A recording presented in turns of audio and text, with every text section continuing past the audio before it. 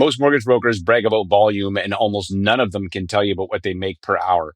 Today's guest is different. Taylor Atkinson is a mortgage broker who last year worked 1,300 hours, funded 92 files, and averaged $204 an hour.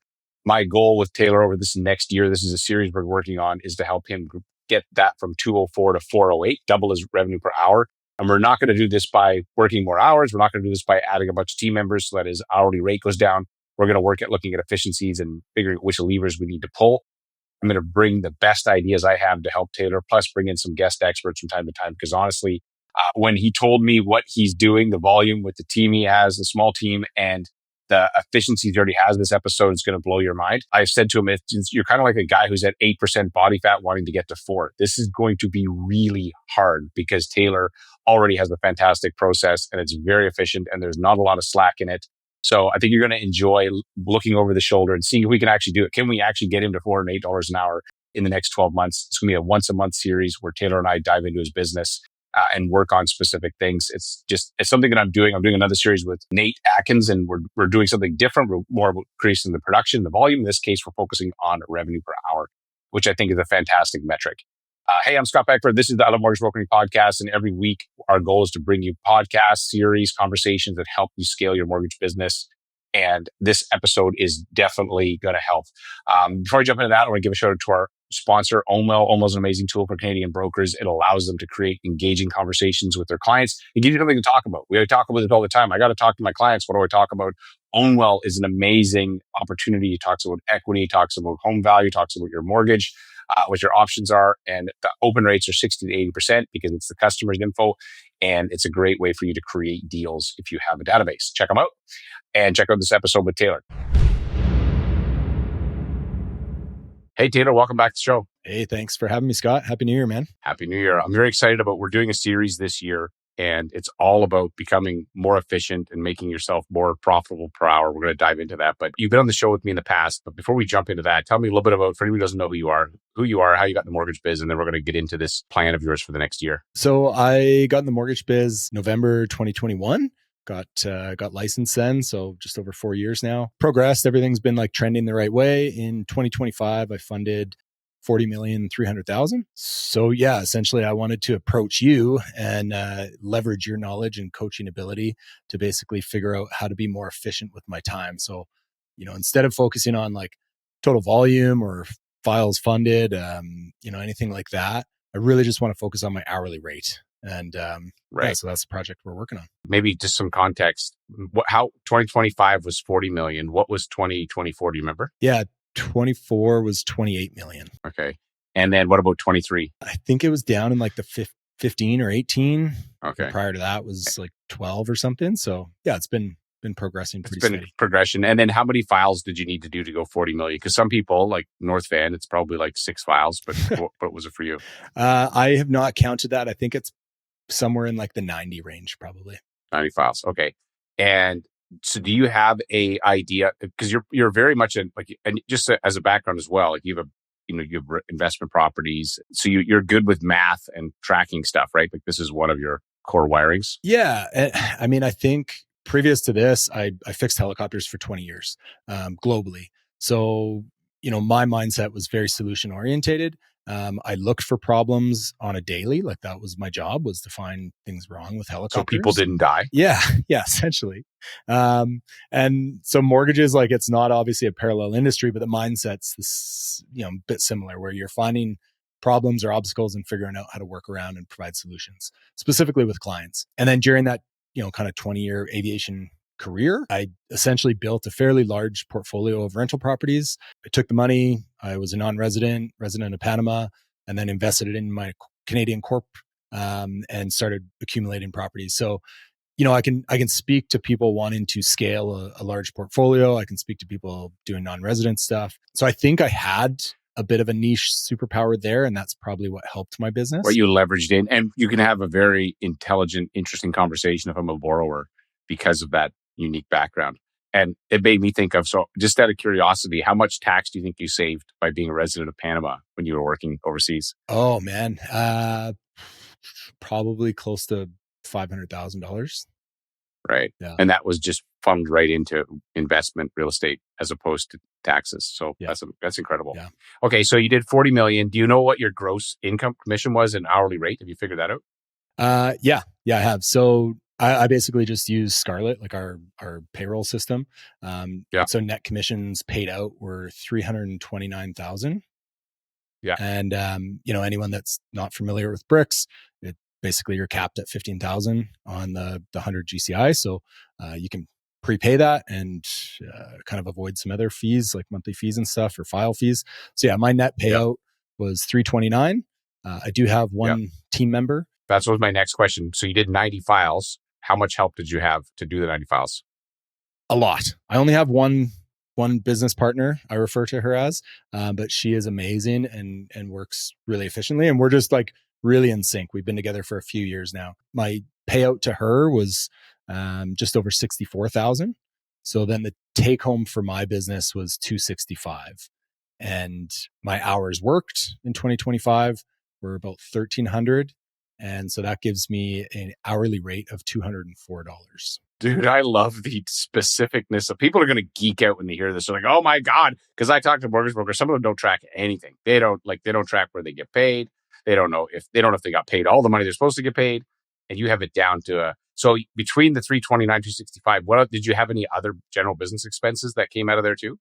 Yeah, and I didn't know if I should include that or not because I mean, you could do like I have a Because podcast. I mean, we do try to add we as a business owner. There's things you're going to add in there to CRA is not listening to this show. Let's be honest, but I understand what you're saying. Yeah, I didn't want to include like coffee meetings, and I have a podcast, Kelowna Real Estate Podcast, and that we do have some sponsorships, but it is actually a bit of a net loss, but it Yeah. converts some good clients. So I didn't want to kind of include ambiguous numbers of me going out for a golf tournament or something like that. So I just wanted to use, my fees and what's paid out. So it would be a little bit less if we're including like legal fees and, Right. stuff like But that. still, that's a good measure because you're basically just taking your split, the two things that everybody has, your split and then any support costs. And then after that, it's like everything is in your genes for business or personal. Exactly. Yeah. It's kept in the Okay. business.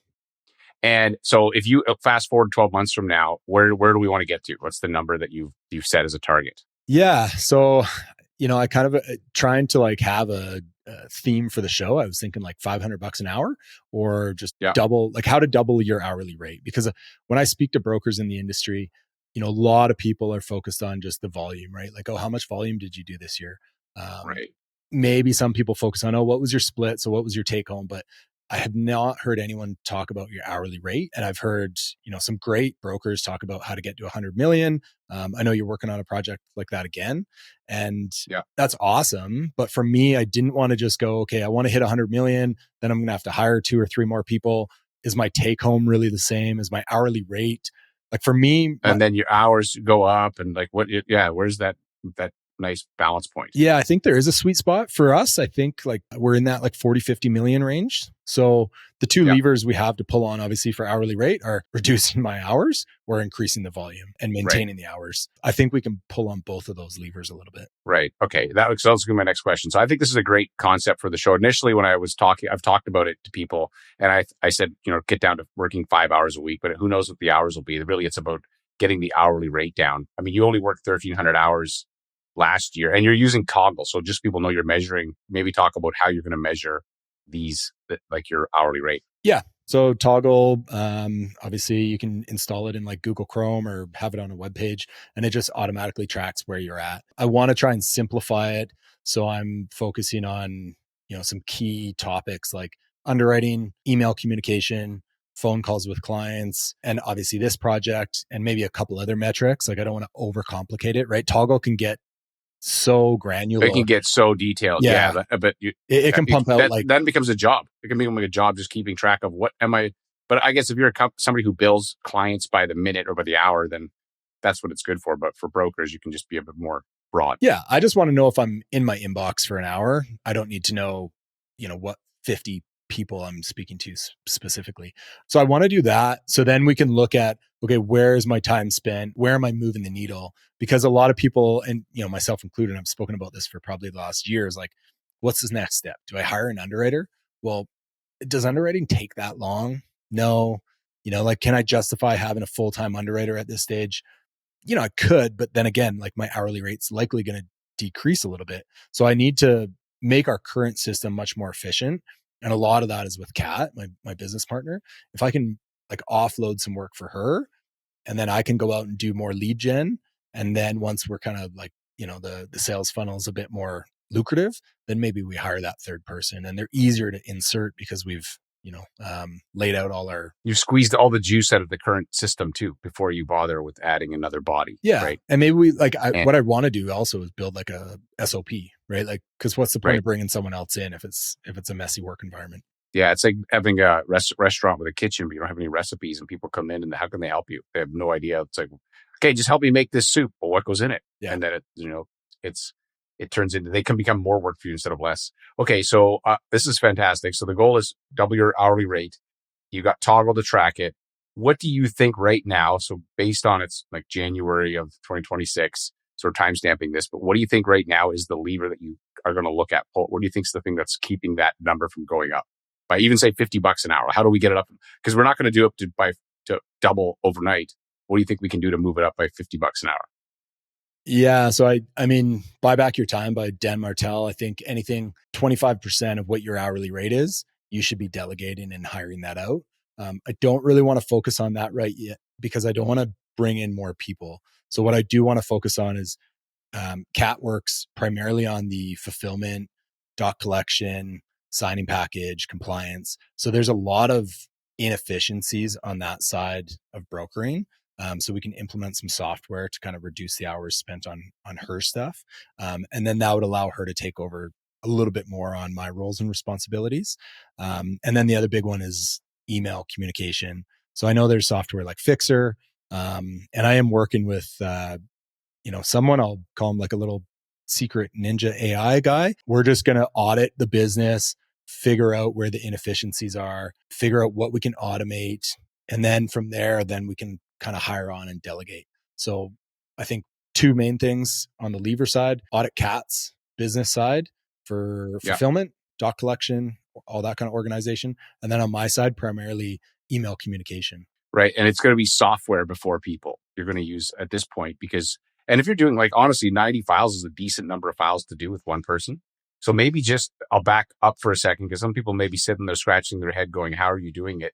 Maybe talk to me about how many lenders do you use? Like because I think there's efficiencies that are naturally baked in, and what is your client type that you're working with? Because some businesses are easier to scale than others, some depending on, client mix, lender mix. So maybe walk me through, how many lenders did you work with last year to get to that 90 files? Yeah, good question. I think the answer is quite opposite of what you were probably alluding to. So I work. But that's okay. I just want to give me this straight up. Like what? Yeah. So I think I probably worked with 8 lenders last year. So it's not a huge number. That's not that big of a number for 90 files. And how many of them, how would it be split like pretty evenly, or how do you think that's split?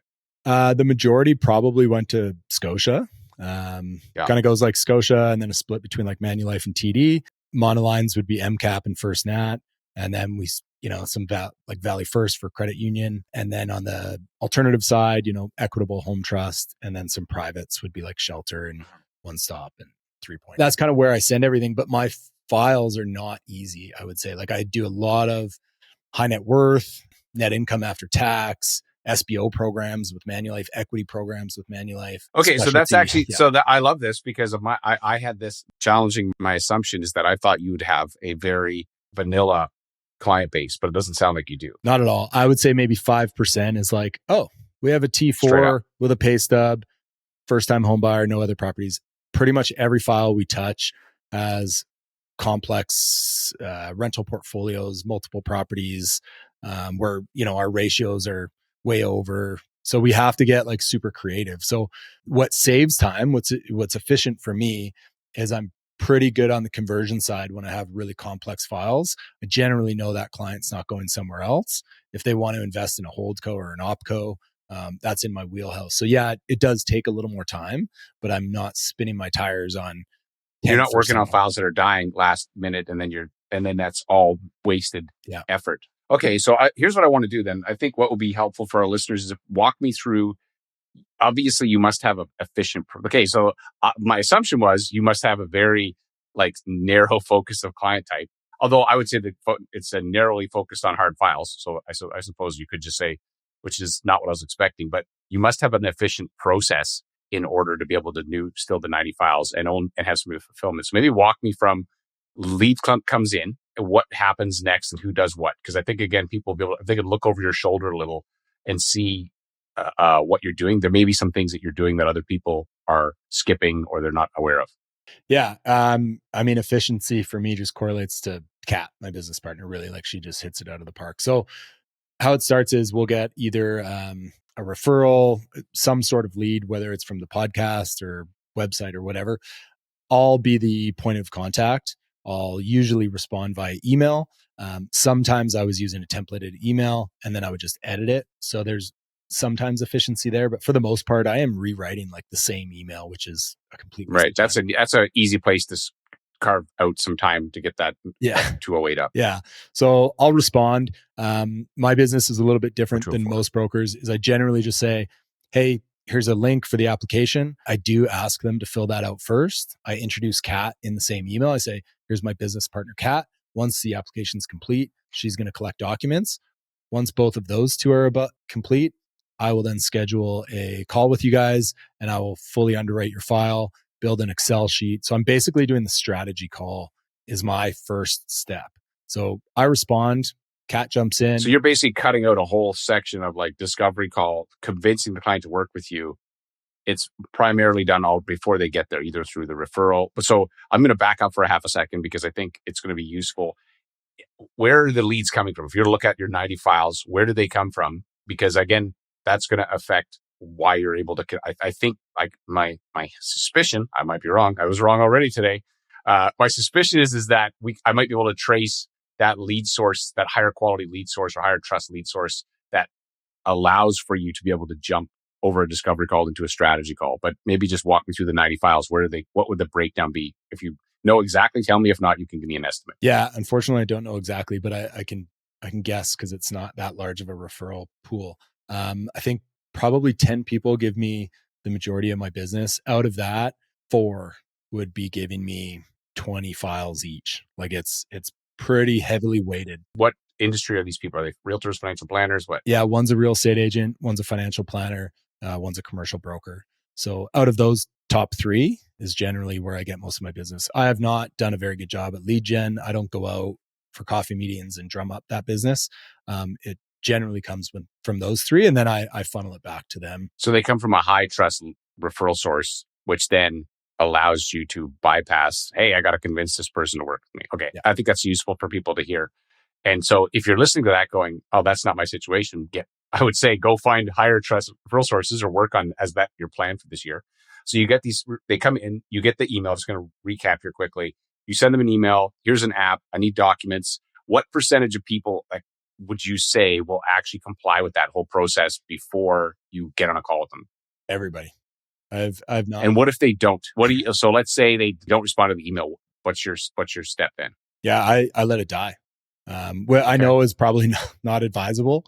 That's okay. Well, I mean, dude, you're doing all right. I don't know. People are like, oh, maybe you could have done 120 files, but you would have had to work way harder to get them. Yeah. So that's my barrier of entry. If you want to work with me, I need an application, and I get it. The whole discovery call, like, protect your app if that's how you want to run your business. There's nothing wrong with that. Like I haven't been in the industry that long, so I can't really comment. But for me, like I just had a file this week, pulled credit's awful. Well, I don't want to waste half an hour on my time talking hypotheticals. But you also didn't do a lot of it because it's all you have your admin, they're doing the app, you're getting the docs. And so you actually didn't even waste time on a discovery call. In one sense, you actually wasted less time than somebody who did the discovery call to only find out there was a credit issue. Yeah. So it's always been about protecting my time. And, I know it sounds pretty selfish, but also then I can really focus on the clients who are already in my funnel, who've ticked all the boxes and who have shown that they really want to put the effort in to work with me. Then I get really involved. And that's why I think I can work on those harder files, is because I have that. Right. Because you're not, the time that you would have spent, coaxing that client to work with you, where are the docs? You just don't do it. Is there a percentage of docs that let's say they don't get them all. Let's say what's the cutoff for you to be willing to do that strategy session? Yeah, So let's say, we don't have a yeah. hard stop yet, and everyone's different, right? But generally, I'm looking for T1s and down payment history. Like if there's other things that are outstanding, if we're waiting for like a an NOA to show no taxes owing or SOA or something like that, I'll take their word for it. At least I can underwrite the file, and we'll just put in a note like, okay, we need to see this before we can actually submit the file. Okay, so next step, you basically they've sent in docs, they've sent in app. Let's say they've sent in a good chunk of the docs. Now, how much time do you actually do a full? You said you do, but you do like a full underwrite planning session without talking to the client, looking at their situation. Kind of depends on the client. If it's like a long pre-approval, I'll usually do a Loom video on Excel and I'll show, hey, here's a couple options. You could keep your property. We could refi it, leverage it, buy another one. You could do, you could sell it. Here's what it's going to look like that way. So I'll break down a few options. That Loom video will be 5 to 8 minutes long. Like I try and keep it as short as possible just because attention span from the client side. Yeah. Um, and I send that off to them, usually get like a great thumbs up. Okay, thanks. I'm going to go shopping. And then if they do get an accepted offer. So at this point, like how many of these people would you actually get on a phone call with that like after the app comes in? So how many get a Loom video and how many get a phone strategy session? Yeah, I would say maybe like 20%. I'm either on the phone or I'm on Google Meet previous to like an accepted offer. So dude, I can see where all the time is compressed. I'm like, oh, okay, this makes a lot of sense now where there's just so much time that people spend on these things. You're literally spending 5 to 8 minutes. And then what do you think it takes you on average? Of course, every file is different. What do you think per file are you spending to be able to create that 5 to 8 minute video? Yeah. So I do spend some more time on that, right? I'll be maybe like an hour underwriting. Again, because it's mostly a complex file. Like if I need to look at financial statements and see if they're writing off an amortization and how much of the amortization is realistic, I need to be able to add back to get the approval done. Like that stuff takes some time. It takes a little bit of, jumping on the phone with an underwriter or BDM. The video is maybe 5 minutes, but the data behind it and the strength of the pre-approval, there is quite a bit of time spent on that. Okay. So 80% of the people will then get a 5 to 8 minute video. And is this true on a refi as well as a purchase, or is there a difference between the client type? No real difference in the process. I try and lean on that Loom video. Mostly again, like I know it sounds more selfish on my end, but clients want to watch it together. They're working. They want to jump on it. But also they won't remember what you said to them. Yeah. You say it to them and they're going to forget. This way they can go back. Like I honestly think video is better if you care about your clients. Totally. And I think, this was not a new idea. Like this came from Bricks during my training when I started, right? So I'll do that video, usually get the thumbs up. They'll go out shop. We get an accepted offer. Real estate agent sends us all the documents. We'll do updated documents. Like if we know they're going to write an offer, we'll say, hey, we need an updated letter of employment or pay stub. And pretty much by the time they get that accepted offer done, we're ready to submit. And again, I'll either break down on a Loom video or jump on a Google Meet call with them at this point. And I'll highlight maybe 3 lenders, 25-year AM versus 30 versus variable versus fixed. So we do spend maybe 15, 20 minutes, like really fine tuning what they want on the strategy side. So it's almost like kind of 2 strategies. And then we'll hit submit to whatever lender we collectively choose. And then Kat jumps back in, does all the fulfillment, signing package, compliance. Right. What do you do if you send them the 5 to 8 minute video? I think I know what you're going to say. What if they don't get back to you? Or do you have a follow-up? Do you have a reminder system to check in, or what do you do there? No, unfortunately, I don't. I think you're going to say that. You're like, no, I don't. It's kind of just in our head. Work with me or don't, man. I'm good. Yeah, it's kind of in Kat and I's head. And again, we've, probably lost. I know I lost one client last week because of this, probably. But we are switching over to My Broker Pro as a CRM. Yeah. I think there's a few more, automations in that. I just love Sarah as well. But I think if I am going to scale or I'm going to hire someone else, I need something a little bit. Yeah, we're going to add some software in there maybe to just make things, and even it's probably going to help Kat more than you, frankly. Yeah. Like that's where the time savings is going to go, not necessarily to your bottom line. Okay, so right now you're not doing anything. What is your plan? What do you think you're going to do? What is the first few things you want to automate by having this system built on the new CRM? Or I don't know. Like Sarah has some great ideas, and I'm going to work with her specifically over the next few months. And I think what we'll do is, I'll probably highlight what I think's been most impactful, and we'll Mm. talk about those Yeah, in on one of the future shows. episode. Yeah, we could. Um, That's a great idea. yeah, some of the stuff is just simple, right? Like her Google review process of sending them an email with, hey, rate our service out of 5 stars. And if they click 5 stars, then it directs you to the Google review page for the client. Yeah. And if you don't, it obviously circles them back to just like speaking with you. So little things like that, where right now, again, Kat reaches out, hey, if you liked our service, here's 5 star review, that kind of thing. So I think there's a lot of easy tweaks on that side. This episode is going to be primarily just doing a 360 of your business, and we can get into some other, strategies in the next one. But what tools are you using? Like you said, MyBroker Pro. So what other technology are you using that's helping you? Did you use Loom, MyBroker Pro? What else? Google Meet, and then Finmos, the submission platform, Ownwell, which I know they're a show sponsor for you guys as well, but Yeah. Ownwell's been awesome. I've been with them for about a year. Anyone that doesn't know about them, basically sends out monthly reports on equity, how that So looks. that's one of your database, your nurture campaigns is these monthly equity reports. Yeah, I love that. I absolutely love that. And again, we can probably talk about that on another show. So I'm going to start working with Dan specifically how to kind of onboard some referral partners, give them some seats. And I mean, as an end consumer, it's the only thing I've seen in the industry, which I really thought was valuable. Where the main thing is, are you in the current best mortgage product or are you not? And if you're not, here's what it would look like if you break it. Here's the interest saved, stuff like that. So I use that as a software post funding. And then VIP Club, sends out monthly kind of newsletters. That's pretty much it. Excel is a big one for me. Excel, right? Yeah, that makes sense. And okay, so there's not any really fancy tools in there. Is there any AI tools that you're currently using?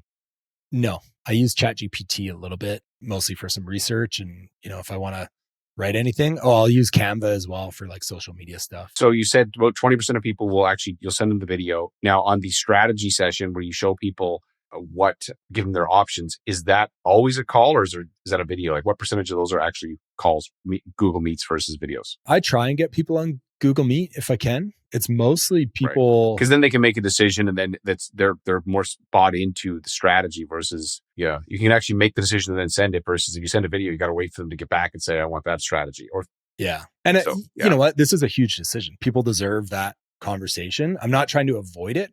I'm just trying to make it as easy for them to make the decision with education. So, in this last year, we did a lot of splits with Scotia, say like, a couple hundred on a 3-year fixed and a couple hundred on a variable because clients were kind of torn between the two.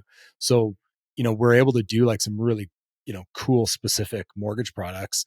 And like when you break that down on a spreadsheet over a video, kind of gets overwhelming. So on a 10-minute phone call, we can talk about that. We can talk about MPP, home insurance, like lots of that kind of, easy questions, quick one-offs. And then, it's most efficient to get someone on the phone at that point. Okay. So 15. So then it goes back to Kat. She makes sure that the thing gets across the finish line. Where do you step in again at any point, or what happens next? No, that's pretty much it. So she'll do fulfillment, order the appraisal. Obviously there's things that pop up, right? There's always something. Maybe it's just my business, but like I had a purchase in December where the appraisal did not appraise, which is crazy. It was fair market value. It seemed like a really good value for the property. And it was like 30 grand short on the appraisal. Well, then I have to step back in, right? And go, okay, now I'm talking to the client. I'm ordering a second appraisal with that lender. We could use a second appraisal, but we actually had to use a 2-year, a 2 average of both of the appraisals. We couldn't just use whatever came in. So like there are always things in files that pop up that I may step back in to ensure they get across the line. Right. So then you do that. And then once the file funds, what's Kat's process? You said she does a call for the Google review? She'll do an email. It's usually, the same templated kind of email. And then we do like a post 1 month kind of follow up. Hey, and that was automated through, previous CRM, which was Broker Edge, which was a great CRM. It was kind of like a supercharged Trello, had great automation. So that would follow up. Hey, property closed. Congratulations. First mortgage payment came out. Do you have any questions? But generally we had no one circling back for questions. Like we really want to front load the education in that kind of strategy call so people are comfortable. Right. And then how many Google reviews do you have? Roughly? 80. 81. Right. That's pretty good considering you've only been in the business not that long and realistically a few years, right? Yeah. So it's and we could do a better job on that, but I think it's gained. I think it's pretty reasonable. Okay. And then You had said most of your business comes from these 4 referral partners. And what about your podcast? What would you say? How has that helped you grow your business? Yeah. It hasn't in the first couple of years. Not, but I tell people it's like planting a vineyard. You're not going to make money on it right away. Like it's a long-term strategy. it was a slow burn. And the purpose was not to have a lead gen, right? The purpose was just because we thought it'd be a really fun project and we thought there was a need for it. And it has been great. So the connections that we've made with guests have been awesome. In terms of like conversion, I think it provides a massive help to convert clients. Anything like, hey, what do you think rates are going to do? Easy for me to say, you know what, here's what I think. However, listen to this episode that we did 3 weeks ago with Brendan Right. Edmondson, who's the chief economist. Done. Right. So conversion rate's been good.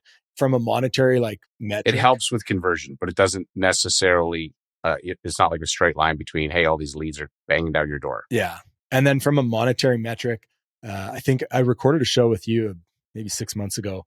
So off the top of my head, I think I've net $42,000 directly from leads out of the podcast. And that's really only been in the last year. And you also been able to layer in a sponsor to help reduce the cost of the production so that the machine is somewhat self-funding, not all the way, but yeah, it's not, and how long, because my podcast took me 18 months to monetize before I got mine. I remember, and it was just basically covering my editing. And I thought, woohoo, this is amazing. And so how long did it take you to monetize your show? How long was that? Yeah, about the same. I think we're just under 2 years to get kind of our lead sponsor.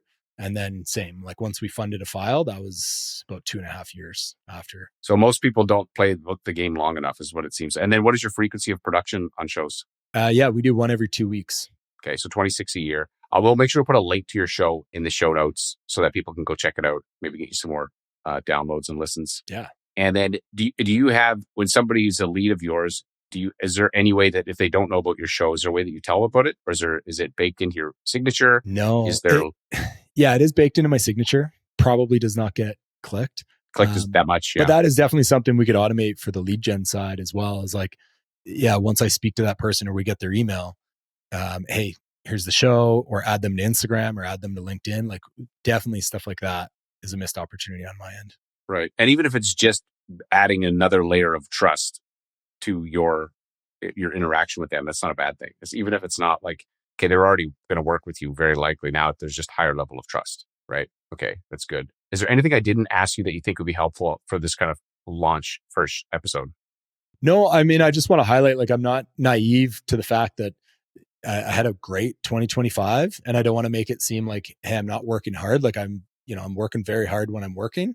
But for me, back to that like hourly rate and what's important, I've got 2 young kids, right? They're 2 and 4.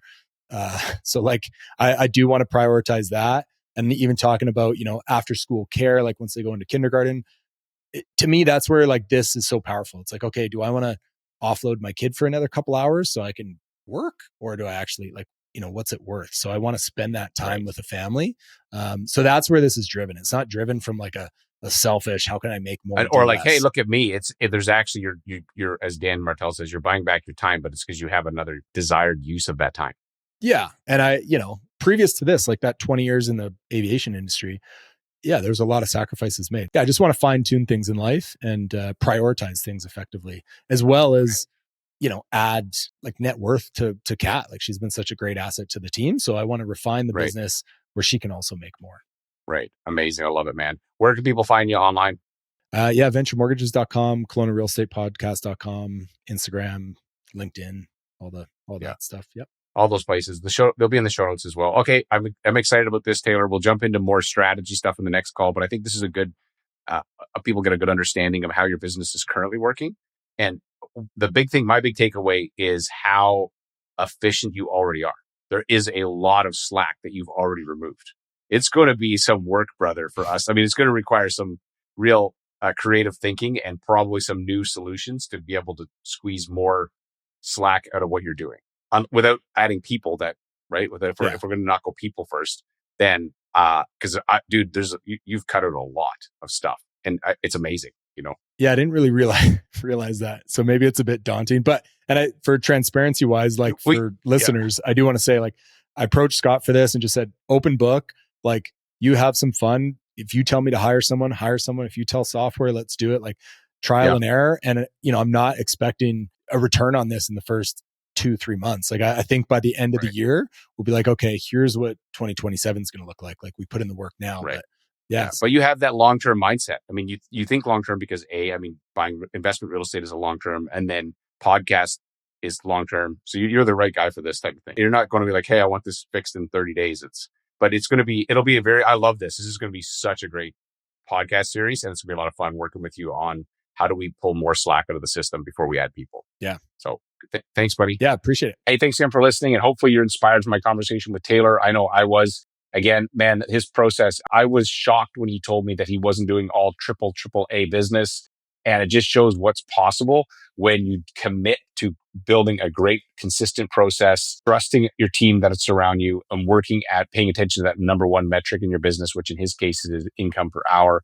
I love this. This series is going to be so much fun, and it's going to be hard. This is going to be really hard to figure out where, without adding in a bunch of more costs, right? We're going to have to obviously add some costs, but where can we add that's not going to end up cutting into his revenue per hour? So this is going to be a really exciting episode series that we're going to do. And a couple things for you. So if you're listening to this, if you want to get on my email list, Peckford's Playbook, each week I share tactics, strategies for your mortgage business. You can just click on this episode. You can hit me up on social, scott@mortgagebrokering.com. We can add you to that.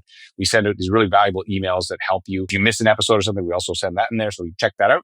Also, I do a daily mortgage mindset call with some mortgage brokers, and we're taking a topic and we go really deep, and the feedback from that's been incredible. If you're interested in learning that and how to work on your mindset, definitely hit me up on that as well. That's something that we're doing, and I absolutely love it. We do it every day at 6 a.m. Pacific, so 9 a.m. Eastern. Getting 50 right now. 50 to 60 brokers are showing up every single day, and the transformation, the conversations in there are incredible. Check it out. It's at the Allen Mortgage Brokering website, but also you can find it if you click on this episode. Thanks for listening. And as I always say, there's no problem in your mortgage business someone else hasn't already solved. Your problem is who's got the answer. This podcast is to provide some of those answers. Thanks for listening, and I will see you on the next episode.